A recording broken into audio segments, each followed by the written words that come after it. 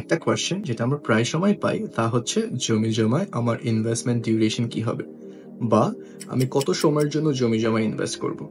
And এটার answer হচ্ছে ইট completely depends on you. মানে আপনি কত লম্বা সময় বা কত অল্প সময়ের জন্য ইনভেস্ট করবেন তা পুরোপুরি আপনার উপর নির্ভর করে।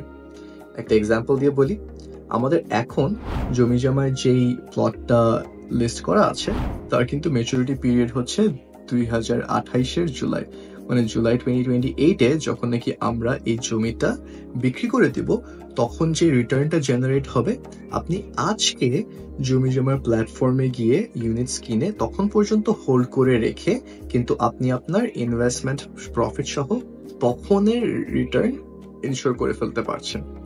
বা আপনি যদি চান তাহলে আপনি যে ইউনিটস গুলো কিনলেন, আপনি 3 মাস পরেই জমি জমার সেকেন্ডারি মার্কেটে ওটাকে সেল করে দিয়ে এই 3 মাসে অক্রু করা যে প্রফিটটা জেনারেট হলো, সেই প্রফিট সহ আপনি আপনার এক্সিটটা নিয়ে নিতে পারছেন। আর এই 3 মাস থেকে এই ম্যাচুরিটির 4 বছরের মধ্যে যে কোনো সময় আপনি আপনার ইউনিটস গুলো সেকেন্ডারি মার্কেটে লিস্ট করে দিয়ে কিন্তু আপনার এক্সিট প্রফিট সহ ইনশোর করে নিতে পারছেন। So in other words, the investment duration, whether it's going to be long term or short term, depends completely on you. Hope this answers the question.